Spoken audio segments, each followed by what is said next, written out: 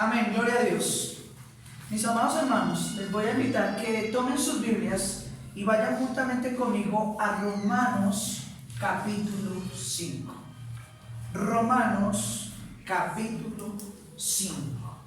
Amén. Amén. Y debido a que hay diferentes versiones de la palabra en este lugar, entonces voy a leer a favor de todos algunos de los primeros versículos y vamos a ir analizando este pasaje de una manera textual, pasaje por pasaje. Amén. Amén. Vamos a revisar hoy un tema muy bonito, muy hermoso, que se titula ¿Es el Antiguo o Nuevo? Nuevo Testamento, mi amado hermano. El sexto libro del Nuevo Testamento. Romanos capítulo 5, y vamos a revisar un tema: justificados por fe.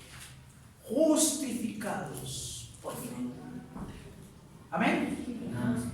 Voy a ir leyendo a favor de todos, que dice así: justificados pues por la fe, tenemos paz para con Dios por medio de nuestro Señor Jesucristo, por quien también tenemos entrada por la fe a esta gracia en la cual estamos firmes y nos gloriamos en la esperanza de la gloria de Dios. Y no solo esto, sino que también nos gloriamos en ¿qué cosas? En las tribulaciones, sabiendo que la tribulación ¿qué cosa produce? Paciencia. Y la paciencia, prueba. Y la prueba, esperanza. Este tema va a estar bien bonito hoy. Y la esperanza no avergüenza, porque el amor de Dios ha sido derramado sobre nuestros corazones por el Espíritu Santo que nos fue dado.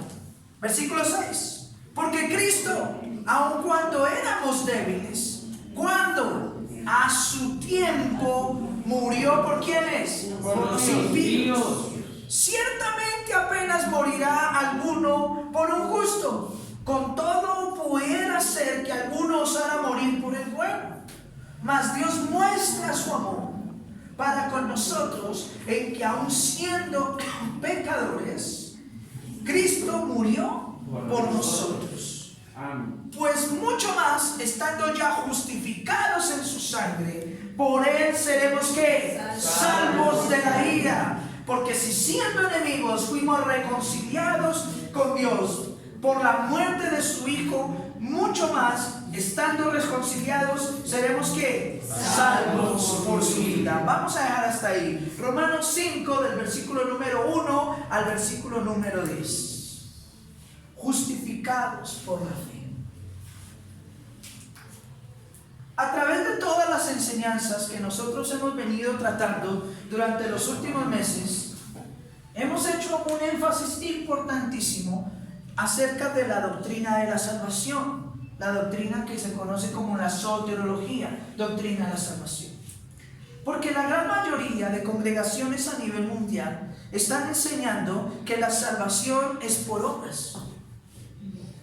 Dice, la gracia de Cristo más las que las obras, y que el conjunto de estas dos cosas produce salvación en nosotros. Pero cuando nosotros vamos a la luz de las Escrituras, cuando revisamos la palabra de Dios, la palabra de Dios por todos lados nos dice que esto no depende de nosotros, sino que es una obra que Cristo no hace o no está haciendo, sino que ya hizo por nosotros. ¿En dónde? En la cruz del Calvario. ¿Es así o no es así? Sí. Efesios capítulo 2, versículo 9 dice, no por obras. Y viene hablando de la salvación. No por obras para que nadie se gloríe. Pablo en Timoteo también dice que nosotros no somos justificados por obras de justicia que nosotros hubiésemos hecho, sino por su amor, por la redención de su sangre, por la justificación en el Espíritu Santo. Y la palabra justificación o la justicia por la fe tiene un detonante o tiene una connotación bien especial. Cada vez que usted encuentre la palabra justificación, refiriéndose a lo que Cristo hizo por nosotros en la cruz del Calvario, usted puede entender lo siguiente. La palabra justificación es que Dios nos declaró inocentes siendo culpables. ¿Qué es la justificación? Declarar inocente al culpable. Eso se llama justificación desde la óptica bíblica, desde el argumento bíblico. En otros sentidos legales o terrenales, justificación puede referirse a otras cosas. Pero cuando usted y yo leemos la Escritura, cuando usted y yo como hijos de Dios queremos entender la obra de Dios sobre nuestras vidas, debemos entender que cada vez que la Biblia se refiere a la justificación, se refiere a una obra que Dios hizo por nosotros en la cruz del Calvario, mediante la cual, siendo nosotros culpables, pecadores, merecedores de la condenación, de la muerte, Dios nos declaró que inocentes. Nos exoneró, nos liberó de ese pecado. Pero la connotación mayor a esto es que no solamente nos dijo que nosotros éramos inocentes, sino que Él envía a su Hijo para que igual se pague por ese pecado. Dios fácilmente en su soberanía hubiera podido decir: a este grupo, siendo malos, siendo pecadores, merecedores de un juicio, de una condenación, por mi voluntad, los declaro inocentes y los hago libres y los traigo a mí y ya. Sin necesidad de pagar un precio. Porque Él es Dios. Él lo puede hacer. Pero, oh sorpresa, que Dios no actúa de esa manera.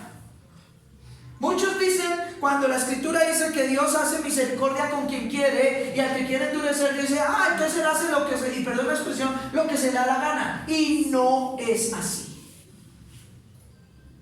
Toda la obra de Dios a través de Cristo por nosotros, Dios la hace bajo un marco, escúchense bien, bajo un ¿qué? Marco de legalidad y justicia. Por eso Cristo vino al mundo, porque Dios declaró inocente a una parte de esta humanidad para que fuésemos su pueblo redimido, pero al exonerarnos a nosotros o al liberarnos de ese pecado y de esa condenación, aún así Dios pagó el precio por nosotros.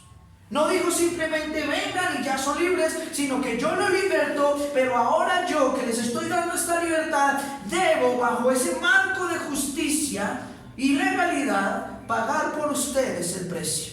Y entonces es cuando encontramos muchas partes en la Escritura donde dice que Cristo se negó a sí mismo, siendo igual a Dios, se negó a sí mismo, se despojó de toda su autoridad y de todo su poder y vino a este mundo a morir por nosotros. El justo pagó por los pecadores.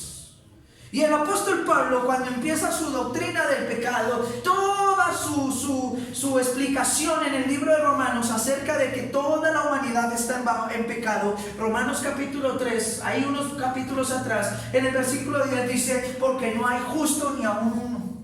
No hay quien haga lo bueno, no hay quien entienda, no hay quien busque a Dios, no hay ni siquiera ¿qué? Uno solo. Todos a una se desviaron, todos se hicieron inútiles, no hay quien haga lo bueno, ni siquiera uno. Así lo dice la Escritura, así lo dice la palabra de Dios. Pero quiero que ustedes lean conmigo el versículo 23 y 24 de Romanos capítulo 3. ¿Qué dice?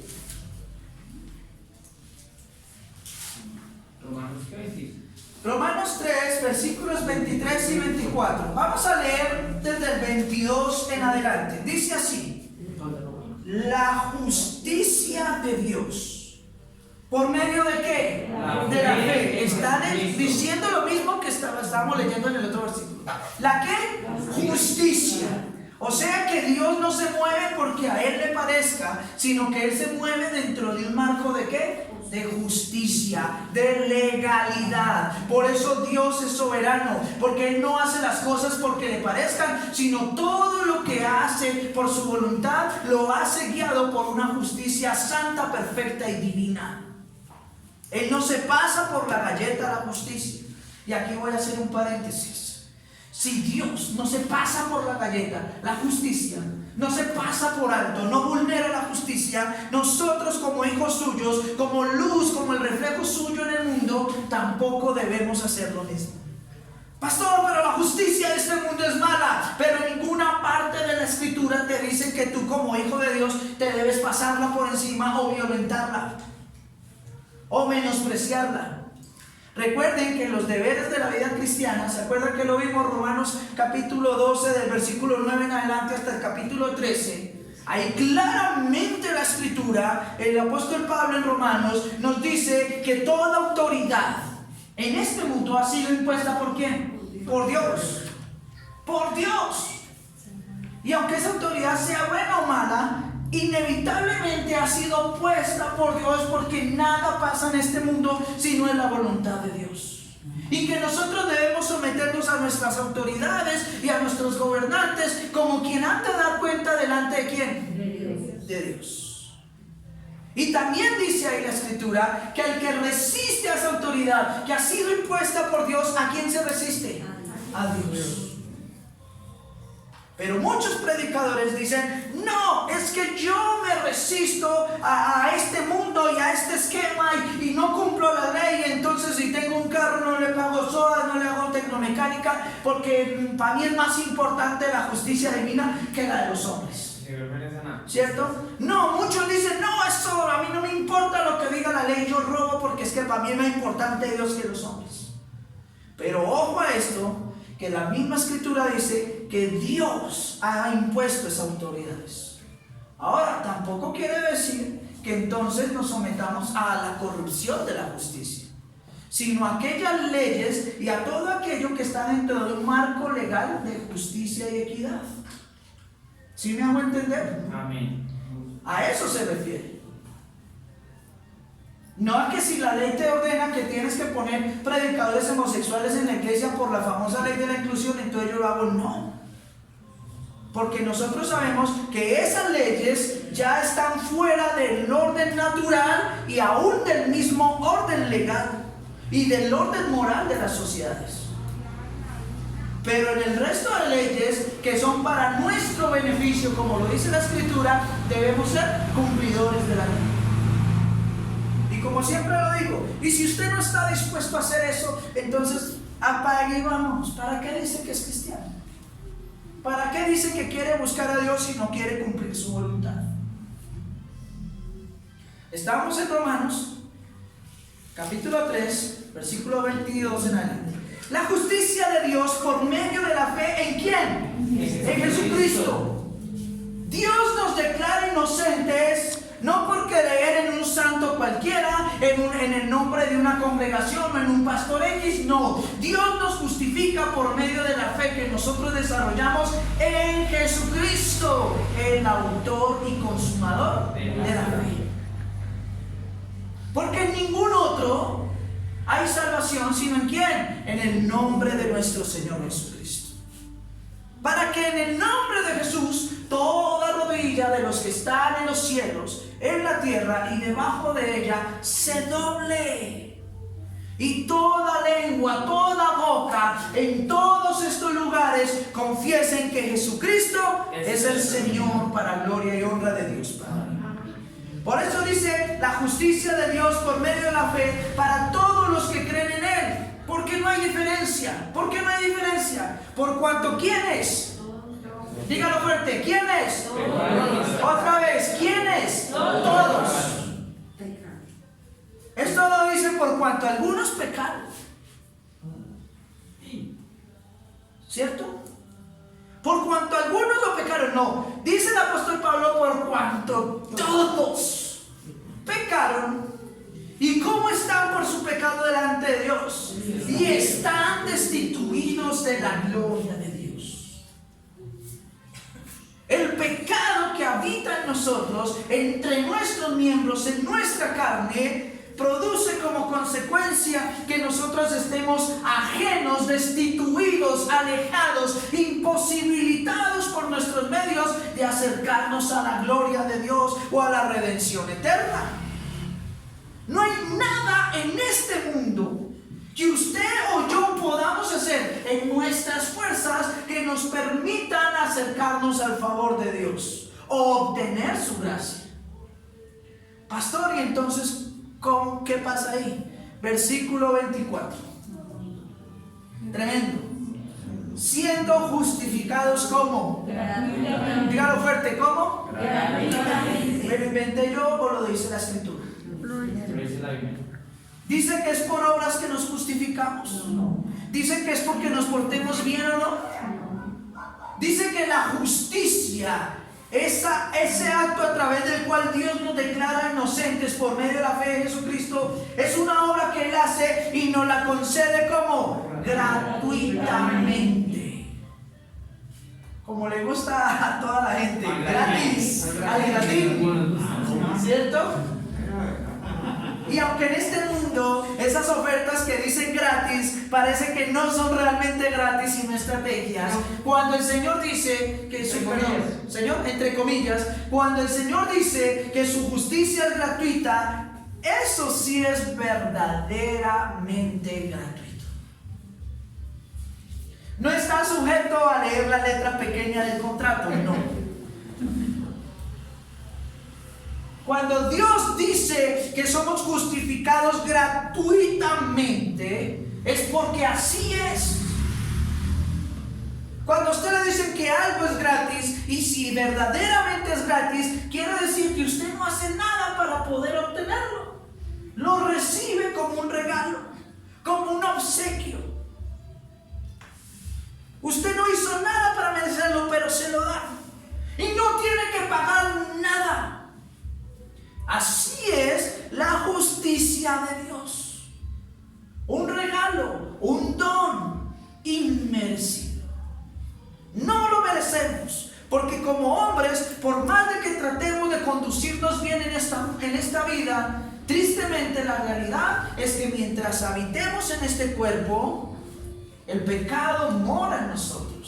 Y aunque nosotros procuramos no pecar deliberadamente como los del mundo, que se emborrachan, que adulteran, que fornican, que matan, sabiendo y teniendo conciencia de nosotros procuramos no hacer estas cosas y a veces fallamos en lo que muchos dirían cosas muy mínimas. Aún así seguimos pecando, aún así seguimos fallando. El mismo apóstol Pablo lo declara en la Escritura: ay, ¿quién pudiera librarme de este cuerpo pecador?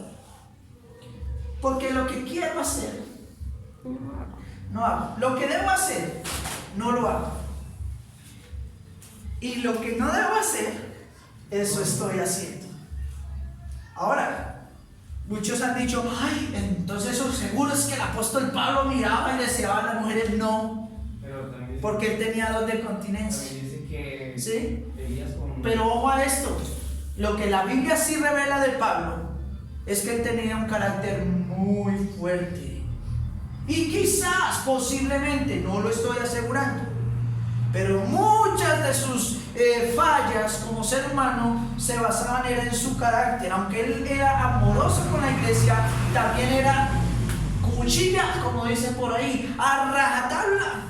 Inclusive varias veces se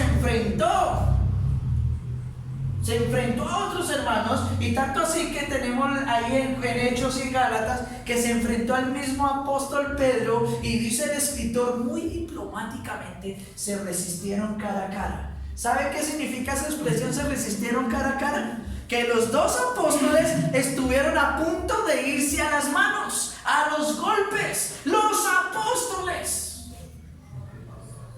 Ay, pero ¿cómo así si son los santos ungidos del Señor? Sí, pero también vivían en un cuerpo humano y estaban sujetos a una naturaleza humana.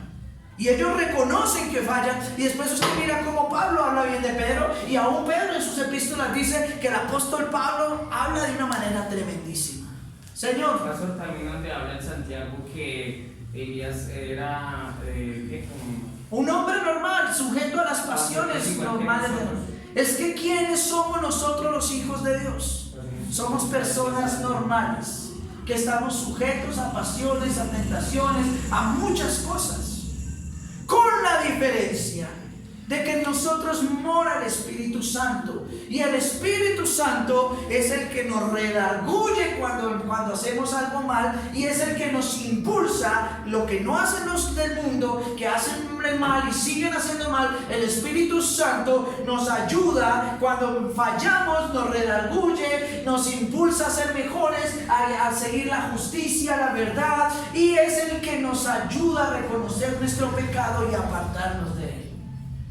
Por eso cuando yo me aparto del pecado, no es por mis fuerzas, es porque el Espíritu Santo está ¿qué? Trabajando en mí. Y dice la Escritura que aquel que comenzó la buena obra en ustedes, ¿la qué? La irá perfeccionando hasta el final de los días. Amén. Amén. Amén. Así que día por día debemos ir mejorando conforme el Espíritu Santo va haciendo su obra en nosotros.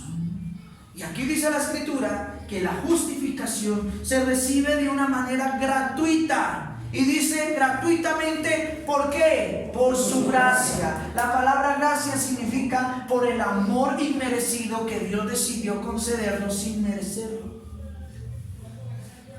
¿Mediante qué? La redención. ¿Qué significa la palabra redención? El rescate.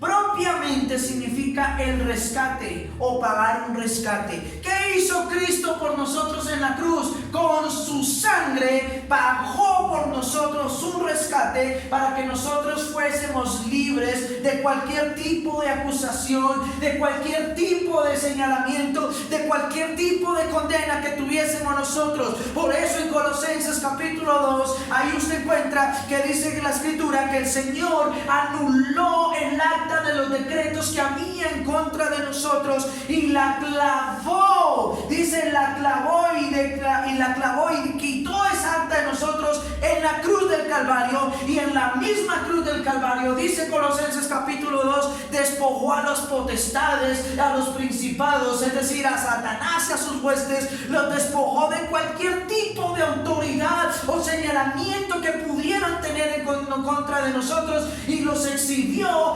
públicamente, triunfando sobre ellos en la cruz del Calvario. Por eso cuando nosotros llegamos a Cristo, podemos decir que en verdad somos libres, verdaderamente libres, porque Cristo ya lo hizo todo por nosotros. Entonces, ¿qué más nos queda? ¿Qué más nos queda? Sino agradecer tanta bondad y procurar conducirnos en este mundo de una manera digna al llamamiento que el Señor nos ha hecho. Por eso el apóstol Pablo, en Romanos 5, donde leíamos, entendiendo estas cosas, entendiendo esto, desde el versículo 1 nos dice: justificados pues por la fe. Entendiendo qué significa esto, justificados pues por la fe, tenemos paz para ¿con quién? Cuando usted sabe que Cristo, Dios ya hizo esta obra por nosotros, por medio de la obra de Cristo en la cruz, podemos tener ¿qué? Paz. Verdaderamente paz. Que nuestra salvación no depende de lo que yo haga, porque si dependiera de lo que nosotros hiciéramos, ¿quién de aquí de los presentes pudiera decir que por sus obras es salvo? Ninguno. Pero tenemos paz para con Dios, sabiendo que por lo que Cristo hizo en la cruz por nosotros, somos salvos, no por obras, sino por su gracia, su amor infinito. Versículo 2, por quien también tenemos, ¿qué cosa? Entrada, ¿por qué? Por la fe a esta gracia, en la cual estamos, ¿qué? Firmes. ¿Cómo debe ser nuestra posición como cristianos? Debemos mantenernos firmes, sin fluctuar, sin desmayar. Hay veces vienen momentos difíciles, momentos duros en nuestras vidas como cristianos, momentos en los que en nuestra humanidad quisiéramos dejarlo todo, tirar la toalla, no seguir más, pero la Escritura dice que debemos mantenernos firmes, firmes, sabiendo que Dios ya lo hizo por nosotros, sabiendo que Él ya aseguró nuestra nuestra eternidad en los cielos. ¿Qué debemos hacer? Mantenernos firmes. Amén. Y actuar consecuentemente a la fe a la cual hemos sido llamados por Dios. Por eso Pablo en sus escrituras dice: el que robaba, no robe más. El que adulteraba, no adultere más. El que mataba, no lo haga más, sino procuren hacer lo correcto delante de Dios. Y más cuando tenemos este conocimiento de que sin ser merecedores, Cristo nos salvó. Tremenda palabra, hermanos. Cuando analizamos la escritura así, es inevitable que ella produce en nosotros un fruto apacible de bondad y justicia, como lo dice Hebreos capítulo 12.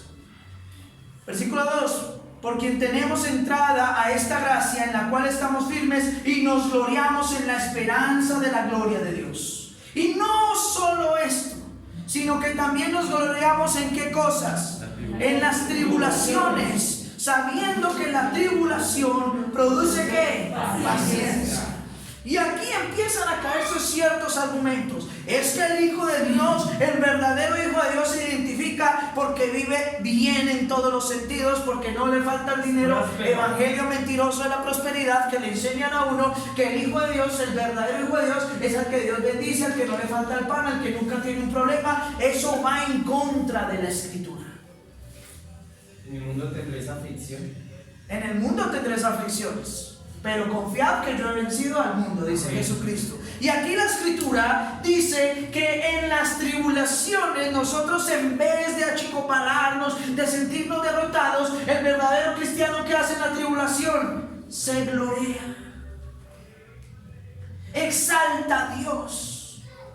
Porque a través de cada dificultad que el Señor propone en nuestra vida, eso no es porque no nos quiera o porque quiera hacernos sentir mal, sino que a través de cada prueba o dificultad que el Señor trae a nuestras vidas, por medio de eso está probando nuestra fe, está desarrollando su carácter en nosotros. ¿Así como el qué? El forjado, sí, Señor. Acuérdense que la misma escritura dice que el Señor nos prueba como el buen oro, ¿cierto? Como el oro ¿qué? Refinado. ¿Y el oro refinado cómo se pasa? ¿Por dónde pasa? Por el fuego. Para que toda impureza, toda virutica, todo lo que no sea oro, se queme. Y hace esa comparación diciendo que en este mundo tenemos que estar sometidos a diferentes pruebas y dificultades, mediante las cuales Dios lo único que quiere hacer es forjarnos, limpiarnos, refinarnos, hacernos cada día más como Él y menos como este mundo. Por eso el verdadero cristiano no se lamenta cuando viene la prueba, cuando viene la dificultad, cuando viene la lucha, cuando viene la enfermedad, sino que al contrario le da gloria a Dios, porque por medio de esa prueba, esa dificultad o esa enfermedad está probando su fe y está mirando a ver si el Hijo de Dios va a tener fe en Él o en el mundo. Y un verdadero Hijo de Dios no se derrumba. Generalmente el que tiene plata no busca a Dios. Jesús lo dijo. Jesús no dijo que los ricos no podían entrar al reino de los cielos. No, dijo que era muy difícil que un rico entrara al reino de los cielos. ¿Por qué? Porque el rico, como lo tiene todo en bandeja de plata, en su corazón generalmente no tiene la necesidad de buscar realmente a Dios. Aunque diga que lo adora, aunque diga, no hay esa necesidad. Pero ¿quiénes buscan a Dios? Los humildes, los que tienen necesidad. Porque como no pueden depender de sus fuerzas ni de otros, aprenden a depender ¿de quién? De Dios. Bienaventurados los pobres, dijo el Señor Jesús, porque ellos es ¿qué? El reino de los cielos. Ay, pastor, ¿no puedo tener plata? Sí, puedes tener plata, pero ojo a esto: el amor al dinero es la raíz de todos los males. Bendito sea Dios, ojalá todos tuviéramos dinero, pero la cuestión no es tener dinero o comodidades. La cuestión es, teniendo o no teniendo, en quién o en qué cosa está puesta mi fe y mi confianza. Hebreos capítulo 11, Dice, después la fe, versículo 1, después la fe, la certeza de lo que se espera, la convicción de lo que no se ve. Y si nosotros parafraseamos o traducimos de diferentes maneras este pasaje, lo que este pasaje nos dice es que nuestra fe depende de una manera ciega y totalmente de Dios. No puede depender de las circunstancias. Es pues la fe, la certeza de lo que se espera. Puede que en este mundo no tengamos nada, pero tenemos una certeza de que Dios ya nos lo ha dado todo. La convicción de lo que no se ve. Puede que no veamos la solución al problema, pero sabemos que Dios, aunque no veamos esa solución, traerá la solución, traerá la resolución y traerá bendición y paz a mi vida. Versículo 6 de Hebreos 11. Porque sin fe es que imposible agradar al Señor. Y aquí lo acabamos de leer, que nosotros recibimos la justicia de Dios mediante ¿qué cosa? Mediante la fe que es en Cristo Jesús, Señor nuestro. ¿Iba a decir algo, hermano? ¿Cuántos no anhelamos tener dinero? ¿Cuántos no anhelamos tener dinero? Sí, pero Pablo tenía dinero porque venía de una procedencia tremenda.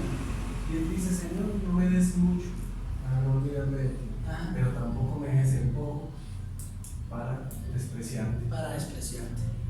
O sea, lo necesario. Lo necesario. Y debemos aprender a estar contentos con lo que tenemos. Eso también lo citó Pablo.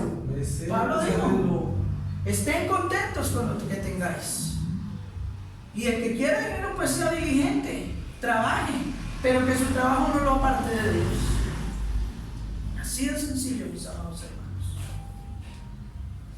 Entonces nos gloriamos en la tribulación. ¿Por qué? Porque la tribulación, ¿qué produce? Paciencia. ¿Saben qué es la paciencia, mis amados hermanos? ¿Quién me puede decir así sencillamente qué es la paciencia? Esperar. Como Soportar, dice el hermano Henry. El hermano Javier dice esperar. Hermano, así como tener ser apasivo y no preocuparse. no preocuparse, bueno. Ojo a esto, la paciencia tiene dos connotaciones.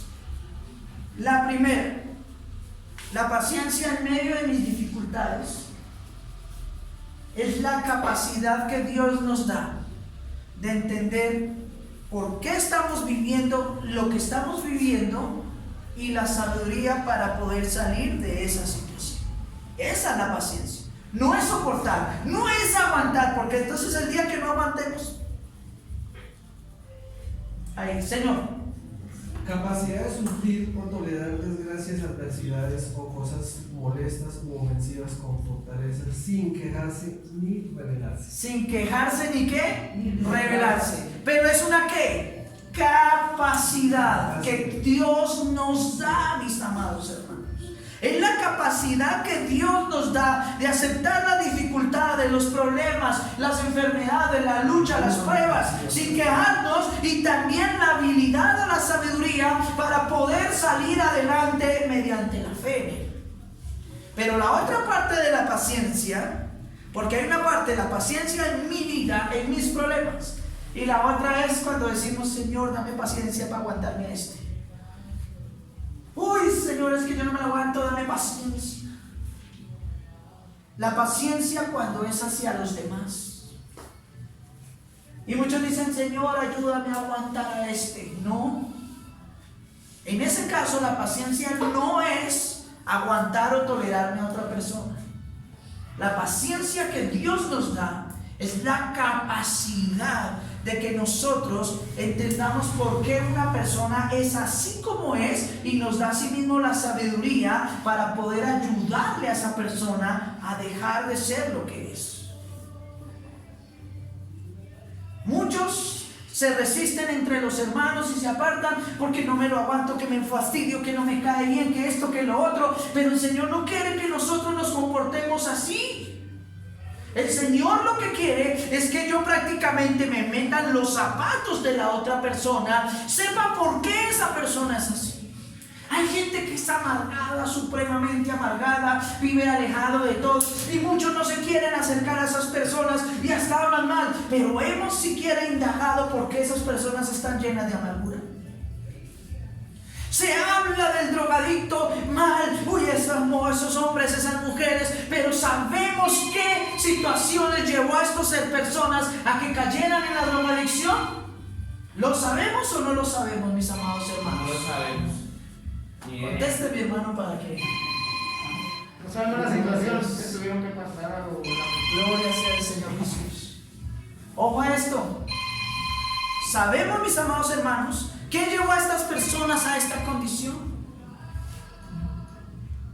A veces miramos al que está en las calles, quizás hasta robándose un pan para comer, y le caemos encima, Pablo, ladrón, no sé qué, pero sabemos realmente qué situación está enfrentando. Si es de verdad porque lo hace, porque ya es un hábito en él, o porque es una necesidad.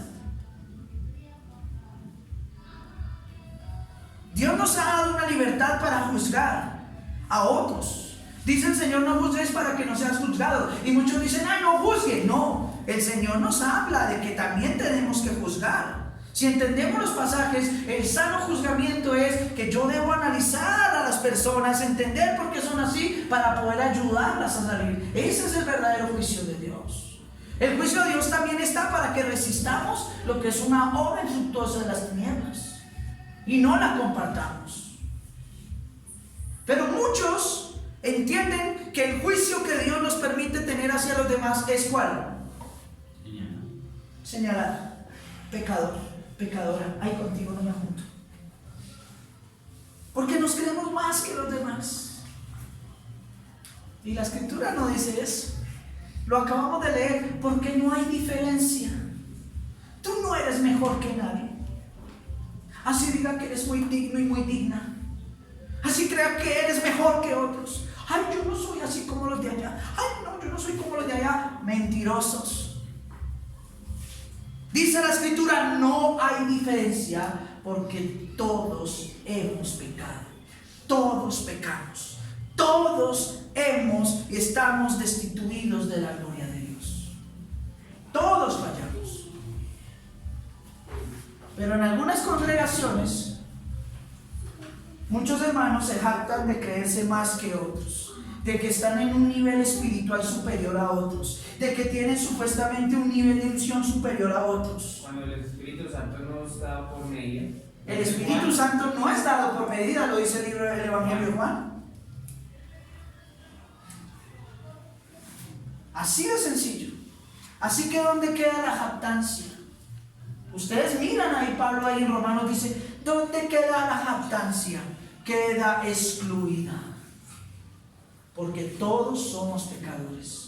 Y si estamos buscando la gloria de Dios, si estamos en los caminos de Dios, no es porque a nosotros nos parezca, es porque Dios, por su amor y misericordia que nos tuvo desde antes de la fundación del mundo, desde allá mismo nos escogió para que hoy usted y yo fuésemos un pueblo santo, apartado, no por nuestras obras, sino porque a Él le plació hacernos salvos por su amor y por su misericordia. Por eso, hermanos, no hay que jactarnos.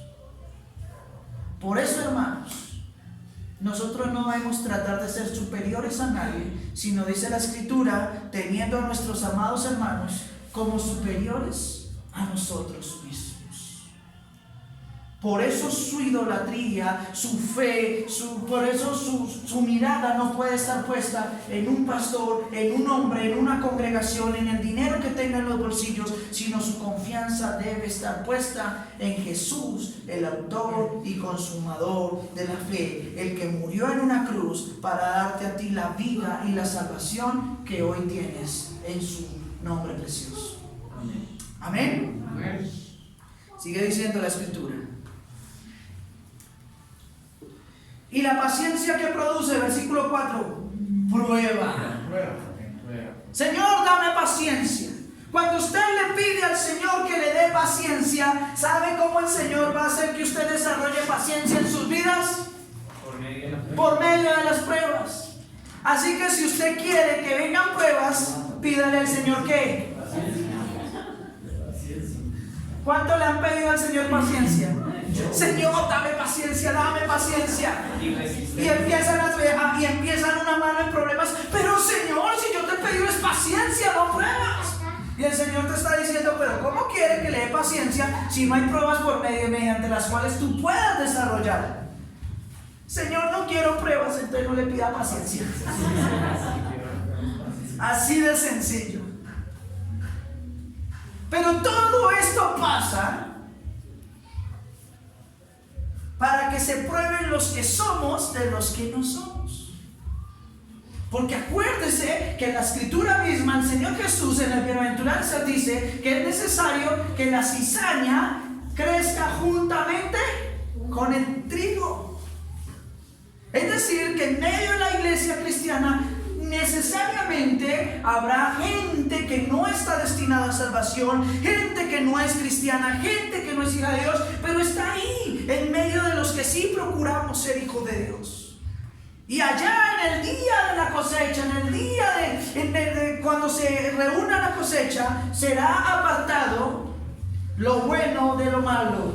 La cizaña será echada al fuego y el trigo se recogerá en el granero. Como la mala hierba. Exacto. En aquel día glorioso, el Señor a sus santos elegidos nos llevará a ese granero que es el paraíso, la Jerusalén espiritual, el cielo, la vida eterna. Y a este mundo impío y aún los que están metidos dentro de la iglesia diciendo ser cristianos y no lo son, los echará al fuego. Yo les hago una pregunta. ¿En cuál de esos lugares deseamos estar? En el cielo. Pero cuando somos probados, la escritura dice que la prueba produce ¿qué? Esperanza. Produce consuelo, produce paz y produce ese deseo y esa fe ferviente y ese anhelo y esa seguridad de que aunque en este mundo pasemos por dificultades, nuestra ciudadanía celestial ya está garantizada. ¿En dónde? En los cielos. Y la esperanza no avergüenza, dice la escritura, porque el amor de Dios ha sido derramado ¿dónde? En nuestros corazones. ¿Por qué? Por el Espíritu Santo que nos fue dado. Porque Cristo, cuando aún nosotros éramos ¿qué? Débiles, a su tiempo murió por los impíos. ¿Por qué Cristo no vino antes en los tiempos de Noé? ¿Por qué no vino ahorita? ¿Por qué tuvo que ser hace 2000 años? Porque había un tiempo establecido por Dios para que Él viniera e hiciese esa obra. Y en ese punto mismo de la historia, por medio de su sacrificio, redimir todas las cosas. Algún día vamos a tener que analizar todo lo que se llama la teología de la cruz, o todo lo que implica la obra de la cruz. Y les doy una parte rápida. Algo muy común. En el monte del Calvario hay uno al centro, el que murió por el pecado de los demás. Hay otro, no sé si fue a la izquierda o a la derecha, que murió en pecado, no aceptó a Cristo. Y hay otro que murió aceptando su pecado y apartándose de él y alcanzó salvación. Y sin ser bautizado. Y sin ser bautizado ni haber hecho una sola obra buena. ¿Se dan cuenta? Se arrepintió. También la cruz simboliza que Cristo allí redimió todo. Redimió el pasado. Porque cuando Él desciende a los infiernos, dice la escritura que le predicó a todos aquellos que estaban encarcelados, los que en día de Noé no tuvieron ese conocimiento. Les predicó a ellos. Redimió a los que en ese momento estaban y a los que al día de hoy, 2000 años después, le buscamos y a todos los que vendrán después de nosotros, hasta el día de su venida. Pero también una parte de la cruz apunta al cielo, porque en el cielo hubo pecado, mis amados hermanos. La rebelión de Satanás y sus huestes. Un cielo puro, santo y perfecto se corrompió. Hasta que se halló en el maldad, en iniquidad. Se halló maldad. Y la tercera parte, dice la escritura, de las estrellas del cielo, de los millones y millones de ángeles, la tercera parte de toda esa fuerza celestial se apartó del Señor y siguió en pos de Satanás.